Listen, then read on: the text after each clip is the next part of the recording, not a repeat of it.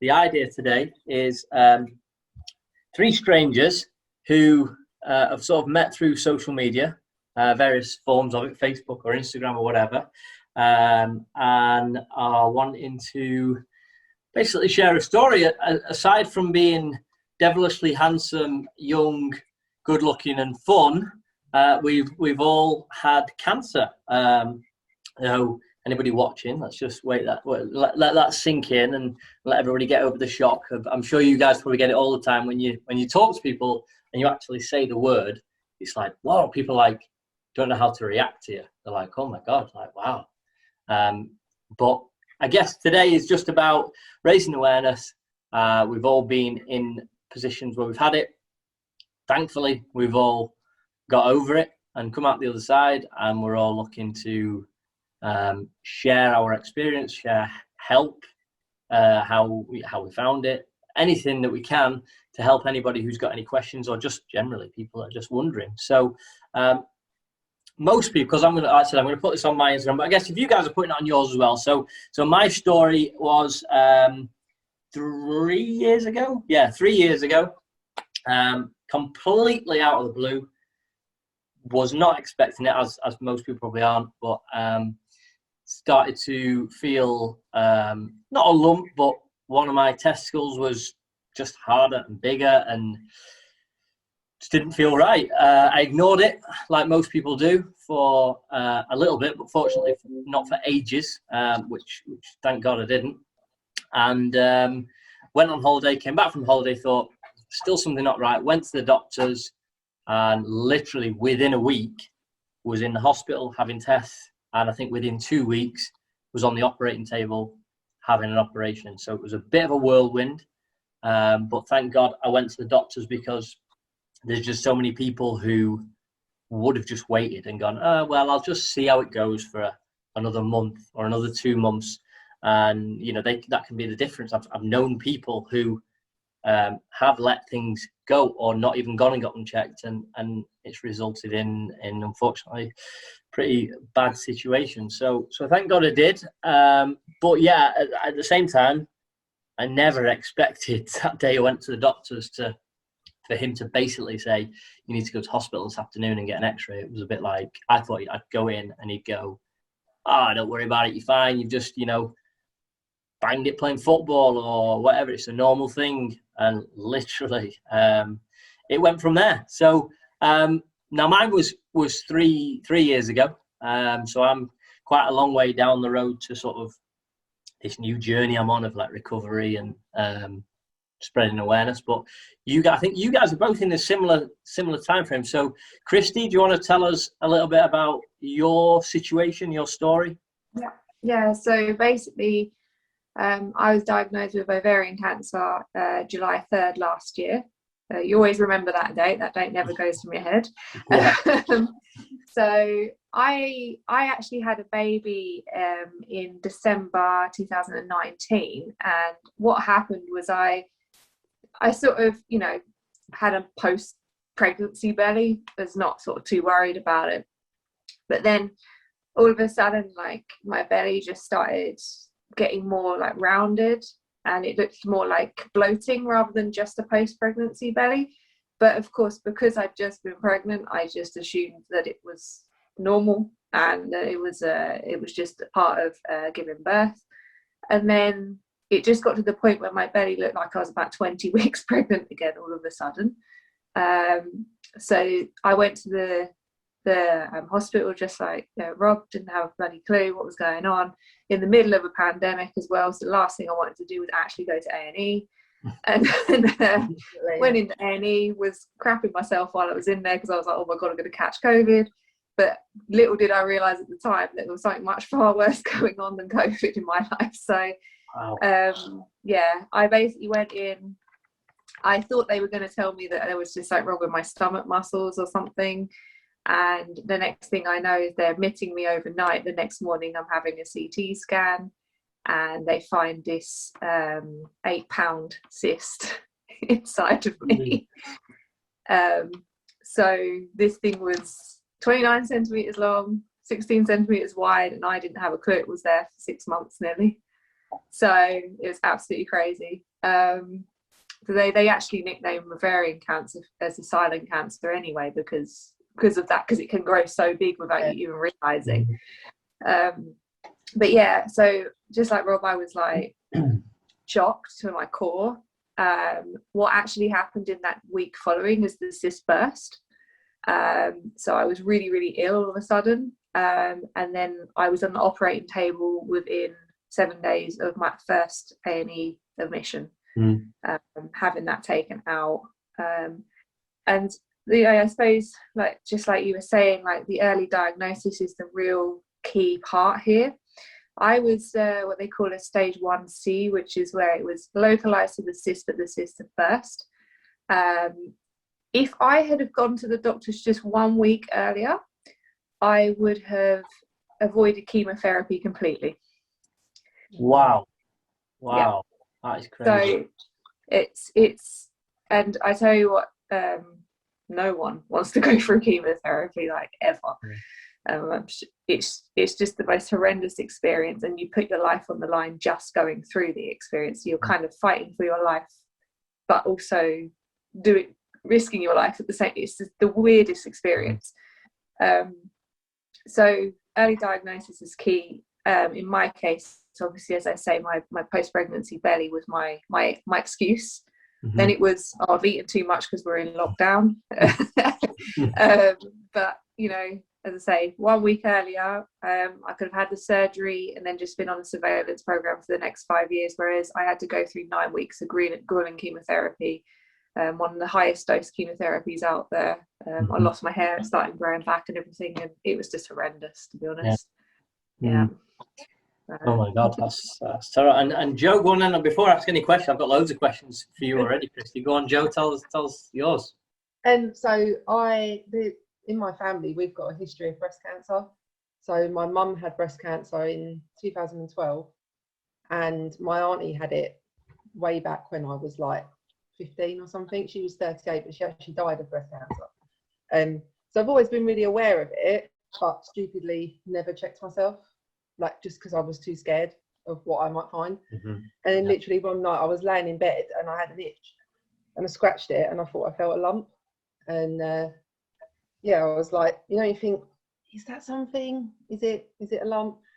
And then so of course, like over the next day I kept feeling it. I thought, no, there's definitely something there. So on the Monday I went to the doctor, and I had a letter with like the family history from when my mum had her cancer. So I gave that to them, and they were like, well, it'd be a 2-week referral.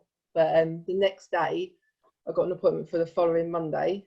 Went for that appointment. I didn't realise you got the results on the day, so I went by myself. Well, obviously this was like during COVID as well, sort of end of June last year. And so I had a mammogram, had an ultrasound and a biopsy, and then like everyone was getting called back in, and I'm still sitting there like, why am I not getting called back in? Why?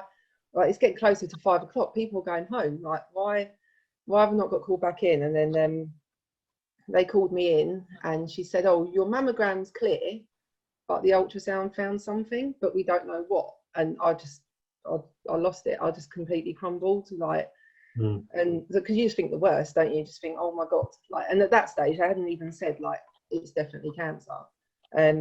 So anyway, like they said, oh, you need to have an MRI to see, because obviously because you're under 40, your mammogram quite often is clear when you're sort of younger. And so I was meant to go for the MRI, but before then they called me in for another appointment, and it was on the 29th of June last year. And again, I went by myself, because you don't think you're going to get a cancer diagnosis, do you? And then found out it was stage 1, grade 1 breast cancer. So it was small, it was only 1 centimetre. So I'd sort of found it early. And I just think to myself, like, oh my God, if I hadn't have scratched, would I know now? Would I still be none the wiser? Like, and then but when they actually said it was cancer, I was really calm, because I'd gone in there expecting them to say it's stage 4, it's terminal. Like I'd convinced myself that it was going to be the worst case scenario. So I was really, really calm. And like, I was just like, well, what now? And she said, oh, well, we like to operate in 30 days, but you need to have an MRI because obviously we need to make sure there's nothing else. So I had the MRI the following week, and that picked up a second lump that was smaller and deeper. So I would never have found it. Like, it was when they ultrasound it to do the biopsy, they were pressing so hard because it was so deep. And then that one turned out to be stage 1, grade 1 breast cancer as well. So, but, I mean, there was so like, they're like, it's stage 1, grade 1, but when we operate, it could be more, it could be bigger, it could be more advanced. We won't know if you need chemo until you've been operated on. And there's just so many like what ifs, but you know, what now sort of thing.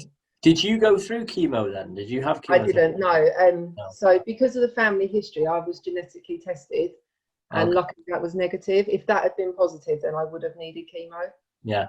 And again, because it was stage 1, grade 1, if it had been any more advanced, then I would have needed chemo. And then there's another hormone that they look for, and if that had been present, then I would have needed chemo. So at the initial stage, I didn't know. It was it just depends. You have to wait for all these other results to come back.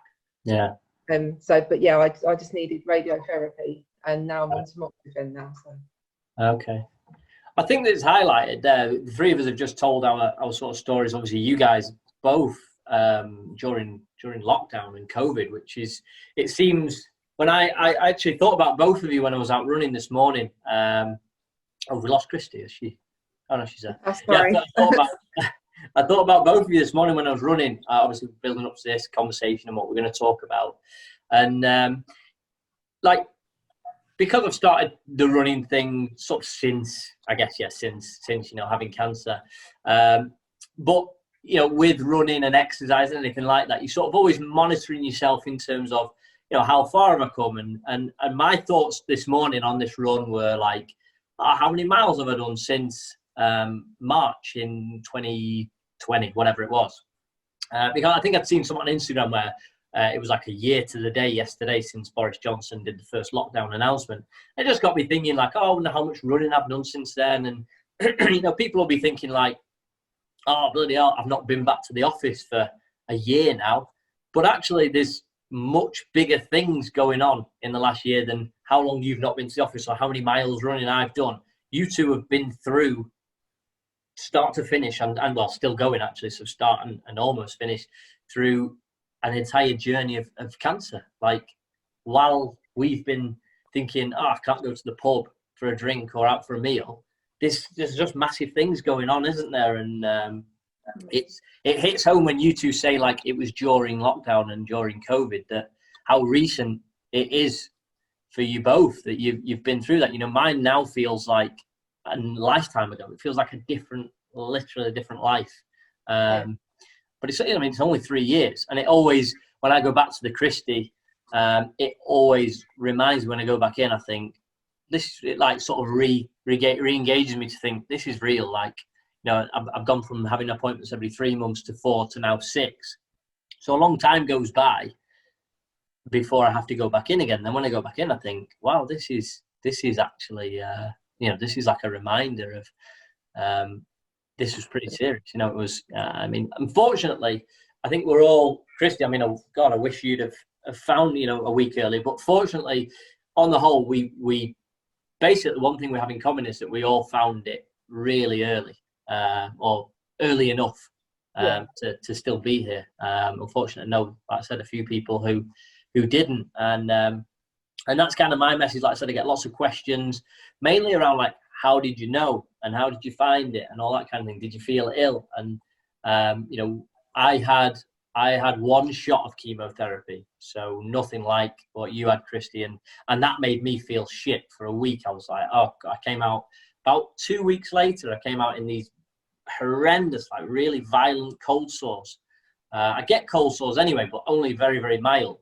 And I came out like 2 weeks later because obviously it just drops your immune system and you just catch everything, and like you just feel shit all the time. And I always remember that, and just thinking like, God, I went through literally one shot. It was for an hour. I can't remember what it was called, but it was like, you're not going to have any adverse effect. You're not going to lose your hair. They said you're not going to feel that ill. And it was like an hour of it being dripped into me. And yeah, for like a week or so, I felt really shit. But God, yeah, Kristie, you went through, did you say 9 weeks? 9 weeks of, I know we were talking for quite a lot of it, weren't we? Yeah, Christmas was more like, you helped me through that a lot. Good, Yeah. I'm glad I did. I'm glad I did. Like, I know you said Christmas was like the end, wasn't it? Like just before Christmas was going to be like the final thing. And you had, I remember talking to you loads where it was so up and down, where you were like feeling really shit, and then other times you'd be like, no, I'm feeling good, like it's all right. But then you'd have like another bout of it coming. And so what was that like? It was that, as I kind of mentioned before, it was difficult because I know I had to go through it because I had a grade 3 cancer, so I had the worst type you could possibly have. And so I knew I had to go through it, and so there was no option basically. But it was just horrible because, like, for example, things would happen that would endanger my life in other ways that came from the chemotherapy, such as I had 2 blood clots on my lungs. I was anemic at one point. Yeah. I had an allergic reaction at one point and ended up in intensive care. And I can go on. I can literally go on, like the amount of things that happened.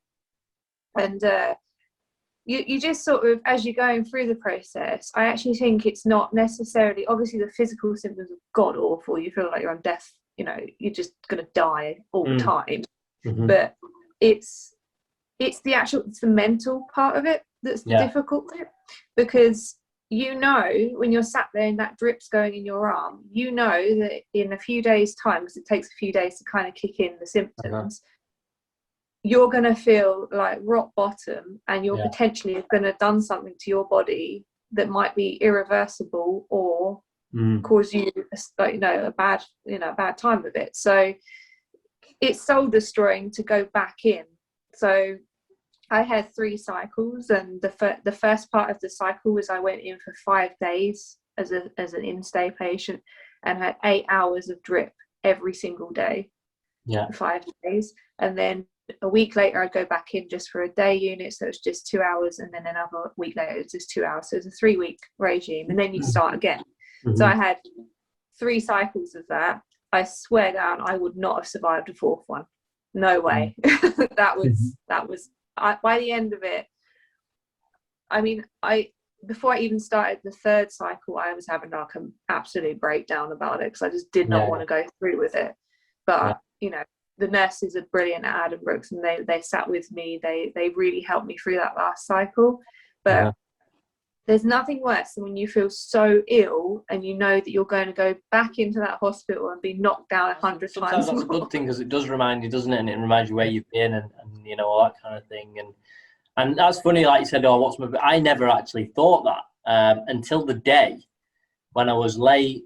Like I said, they made me get there at 8 a.m. and then they probably, like they do with you guys in the operation, they're like, your operation will be sometime between 9 and 4. Typically mine was literally 10 to 4. I lay there all day, and I filled in these forms in the morning to basically say, take it out, it's consent to whatever you need to do, but also put a fake one in when, so I ticked that. I thought, because I don't know what it's going to look like with like, I was thinking, maybe it'd be lopsided. So, but I didn't even know they could do fake ones. That's interesting. They do fake ones.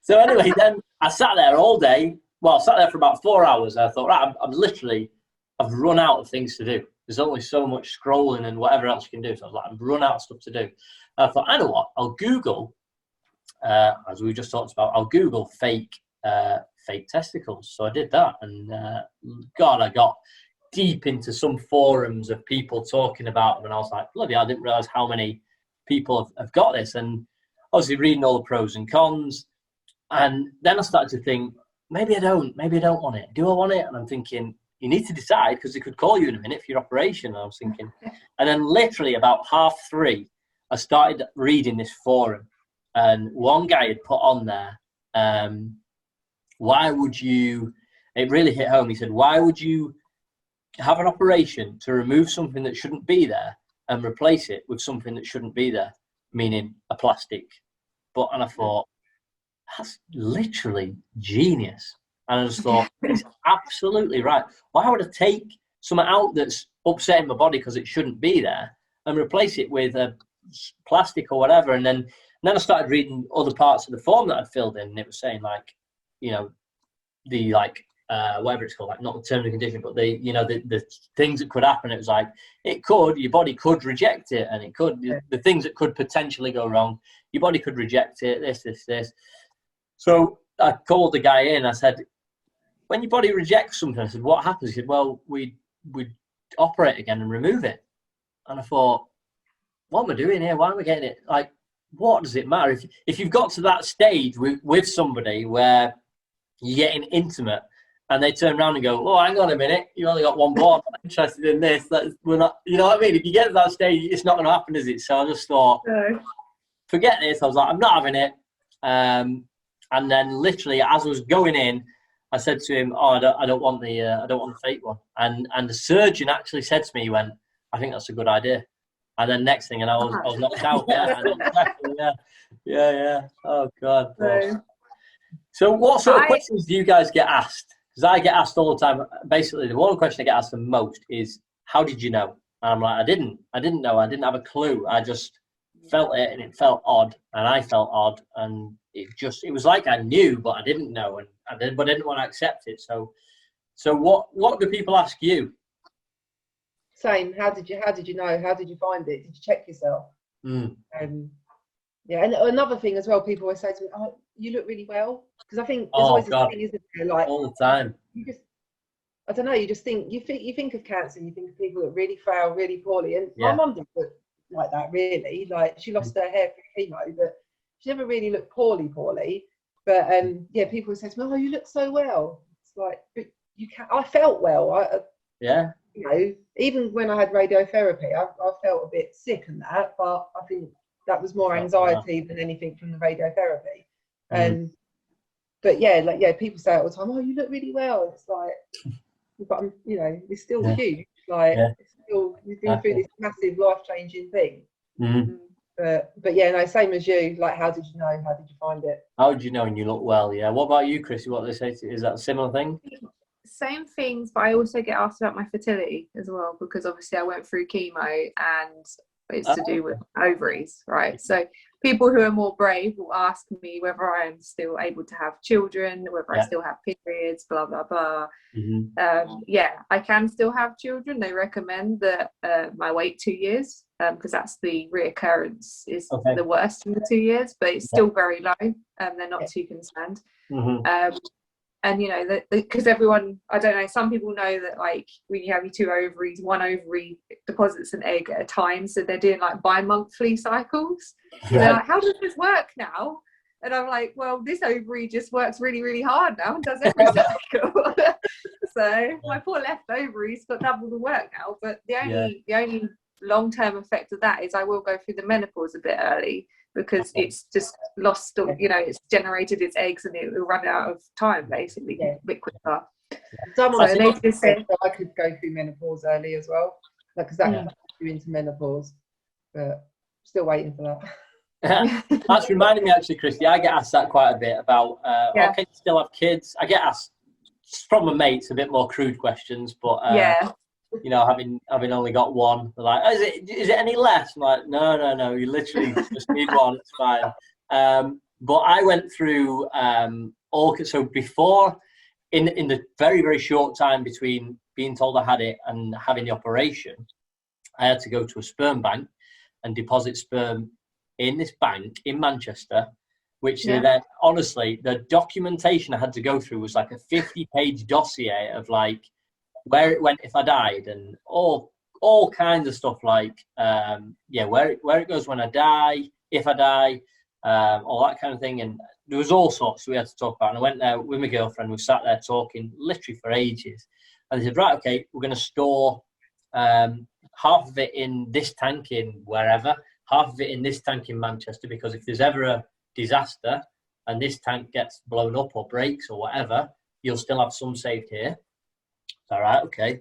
And then they give me all the levels, and then I had the operation, had the shot of chemotherapy, and then 2 or 3, maybe more than that, a number of weeks after that, I had to go back in, deposit again, same way, same document, that's going there, that's going there. These are the levels versus how they were before. And actually, the levels in there were higher after the operation, which was a bit weird. So yeah, that question comes up a lot when people say, oh, you know, is it less chance of getting somebody pregnant? Or like, no, it's if anything, it's probably more, but you need one and you're all right.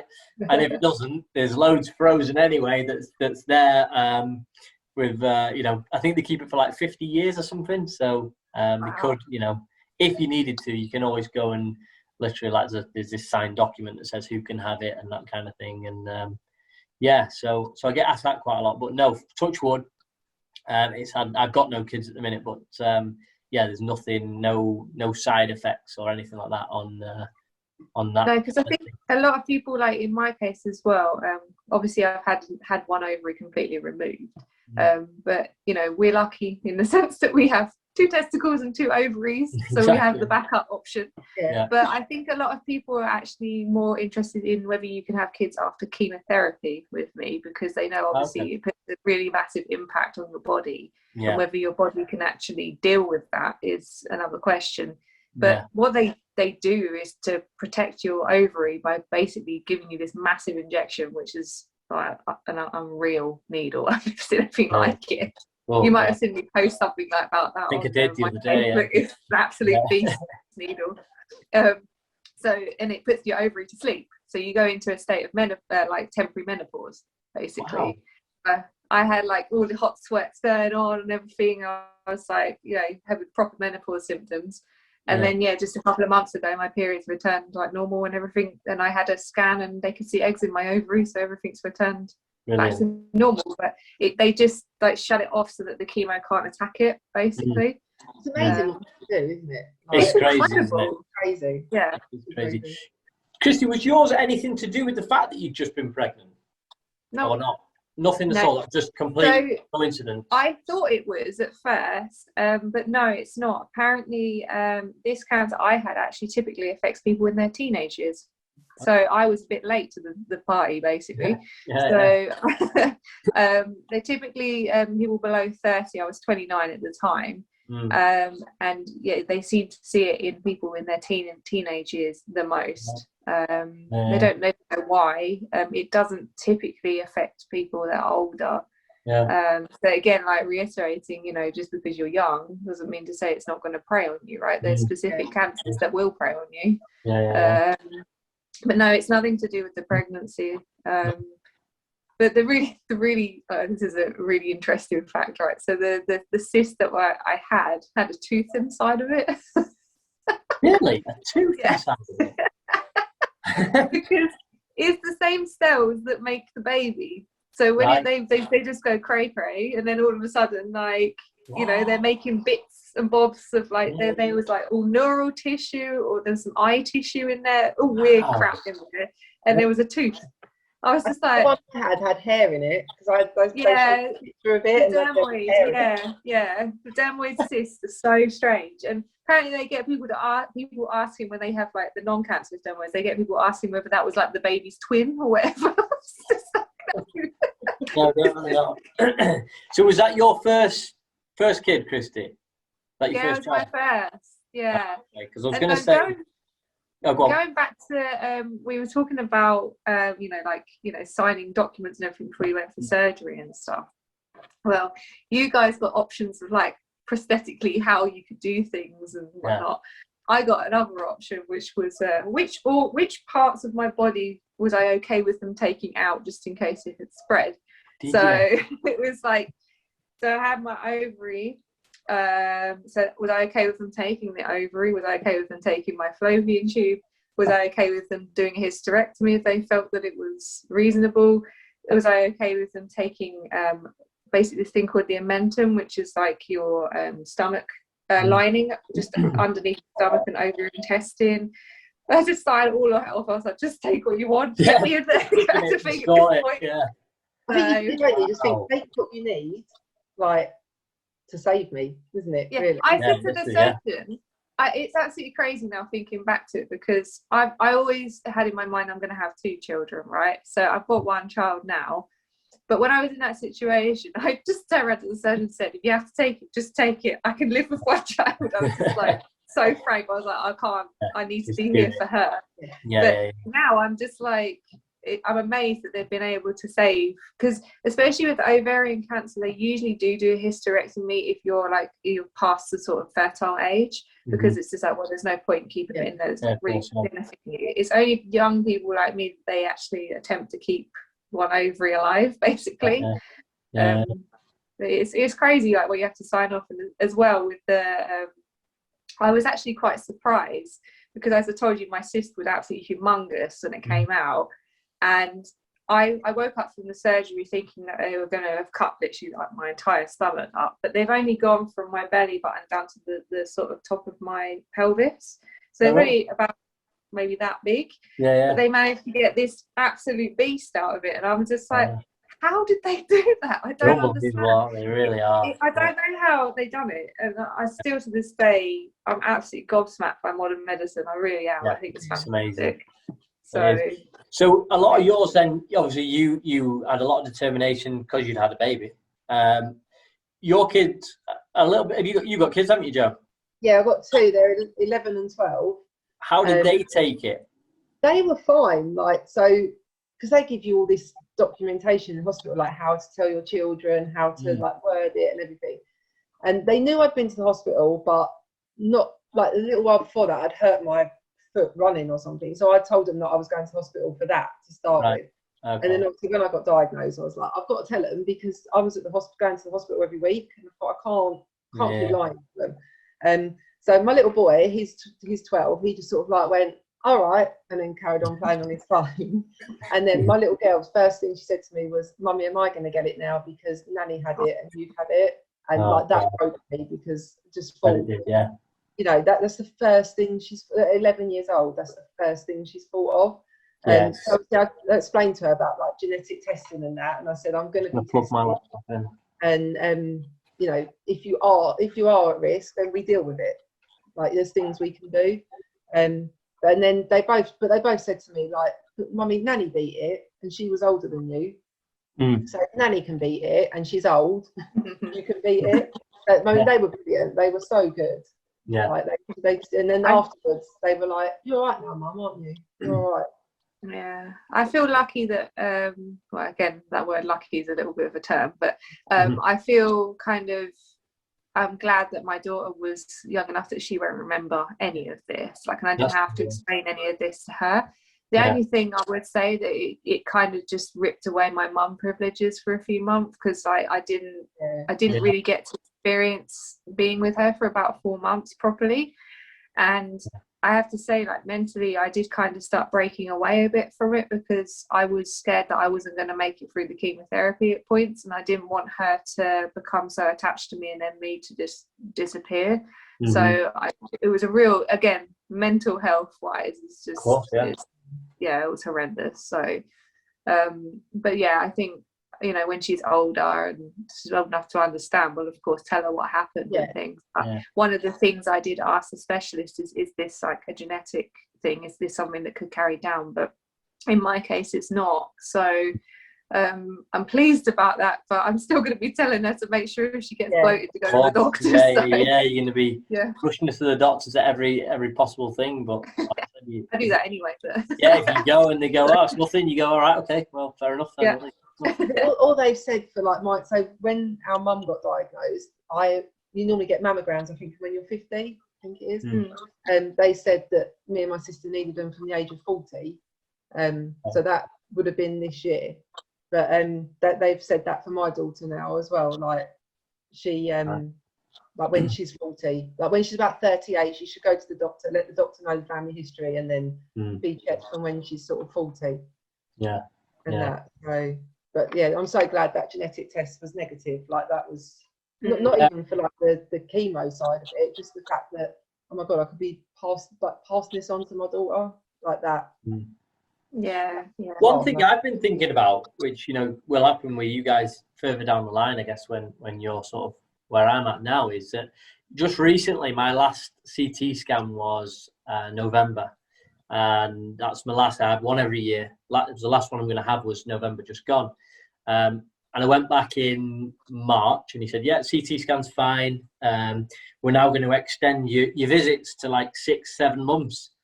And now I'm almost a bit like, well, I quite like this reassurance. Every 3 months I get a blood test, an x-ray on my chest, and meet with somebody who's a cancer specialist who says, no, you're all good.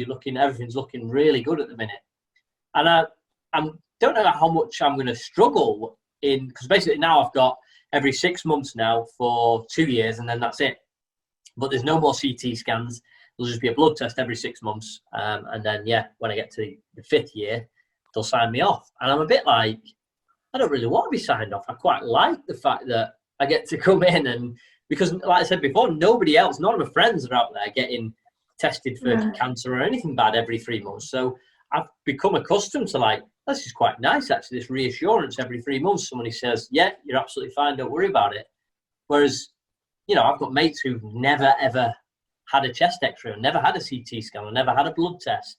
So, and I think like, at least I know for sure at the minute there's nothing, because I get tested so often. But when I've finished that, I'm going to be a bit like, I want a test. Like I want that reassurance. I've got used to that reassurance of somebody telling me that I'm fine. And I think that's what I'm potentially going to struggle with, especially now that they're like, oh no, you don't need to come back very often. It's obviously great news, because it means you're that far down the line that there's even less chance now. I think it's after year 2 or year 3 that is like the chances are even slimmer. But yeah, I'm a bit like, I don't know how I feel about that. Like, I mean, it's got to happen at some point, hasn't it? But yeah, just a bit like. I think as well, you get just like in our cases as well. We were just like, it was a shock. All of us were. It was just complete shock. Came out of nowhere. You know, I think you get thrown into this world of cancer, like all of a sudden. Really? And you just like, at the beginning, you're just like trying to keep your head above water and just swimming. And you're just like, oh my God, like what am I doing? And then you're following the only way you can get through it is to follow the doctor's orders, basically, and speak to people as you go through. So then, you know, when you're doing a surveillance now, mine's quite intense. I see someone once a month at the moment, so it's quite intense. But I can imagine that because you've kind of been thrown into this world, then you've tried to swim. The only way you found that you can swim is to follow the doctor's orders. So when the doctor then disappears, I can imagine that being quite anxiety provoking. That's when I kind of broke, I think, because they warned me. They said, like, you're going to have hospital appointments every week, and then once you finish your radiotherapy, that's it. You just have your yearly. So I'm on yearly checkups. You'll just have your yearly checkup. So yeah, literally, I finished my treatment, and then because of COVID as well, a lot of the I suppose services that are available normally weren't there. So I've never actually met my oncologist. So I've met, because I think when I had my first appointment, she was on holiday, and then because of COVID, she just wasn't coming to the hospital when I was having treatment and that. And yeah, when I finished my radiotherapy, that's when I just broke, because for 2 weeks I was going to the hospital every day. So I was driving from Cheshunt into London, going to the Royal Free every day, and like, you know, that was taking like 2 hours in the traffic and that to get there and get home. And then after the 2 weeks, it was just nothing. You just get dropped, and it's like, what do I do now? Like, where am I meant to go? Like, who's going to help me now? Like, I think you're, like you say, you just swimming, keeping your head above water, and then I just drowned. I just totally drowned. Crazy, but we're all still here. Fortunately, all live to tell the tale and raise awareness, and it's amazing. Like, we're all individually. Well, great. Well, I mean, we'll wrap it up there, because I know we've been on ages here. I was looking at time going, could talk all day. There's still, maybe we'll have to do it again. Like in a few weeks, we'll do it again and talk about something different. But I think it's about, we're all in it for the same reason. We're all trying to raise awareness, and we're all doing that. You know, your Facebook. Are you on Instagram as well, Kristie, or are you just Facebook? I am on Instagram, but I don't really post much about my cancer stuff on Instagram. But I was actually thinking of setting up an Instagram page dedicated to my cancer journey and stuff. Do it. Yeah. I'm the opposite to you, so I don't really post anything on Facebook, but my Instagram, although it's now a running page, but early on it's, you know, and now and again it does relate back to, you know, like 3 years ago today was this. So mine's kind of there to highlight to people, not the journey I went through, but where I've been since then. So it's kind of a bit like, if you've just come out of the back end of it and you're feeling like, you know, shit and whatever, there is a way that, you know, there is a sort of a life after this that, you know, you can, whether it doesn't have to be running, just general fitness or whatever you want it to be. But yeah, from my sort of, as soon as I could really, I started running and I've never stopped. And now I'm doing marathons and all kinds of things. But, you know, people think, bloody hell, you had cancer like 3 years ago, and now you're running a marathon. And that's kind of the message I want to get across. Like, just because you've had it doesn't mean that you're like, you can't get to those levels. Yeah. So yeah, I think we're all doing the right thing. We're all raising awareness. And like I said, I'll send this video to you both and share it wherever you want. I'm going to share it on my Instagram. And if one person watches it or watches a bit of it, because it's quite long, I don't know if I'd watch an hour and 20 minutes maybe, and decides, you know what, yeah, I'm a bit worried about something, I'm going to go to the doctors and you know, helps them in some way, then I think we're doing our job, aren't we, really? So that's I did a post on Facebook when it was like Breast Cancer Awareness Month, and that was the first time I sort of come out and said, actually, like, this is what I'm going through. Yeah. And somebody I used to work with, she said to me, oh, she said, after seeing your post, I checked myself and I found a lump, so I'm going to the doctors to get it checked. So, you know, just, you know, that meant the world to me, because I thought, it really does. Yeah. Like, it is, that's all I want to do. If I can save just one person, like, potentially saved a life. It's crazy. You've literally potentially saved that woman's life. Like, yeah, it's crazy. But like I said, hopefully this raises awareness and encourages people that, you know, you can be young and you can get it, and there's no shame, especially guys out there, in going and just getting checked out, like, or checking yourself out, or just Google what you need to look for, or ask any of us what you need to look for, and we'll tell you. But don't ignore it.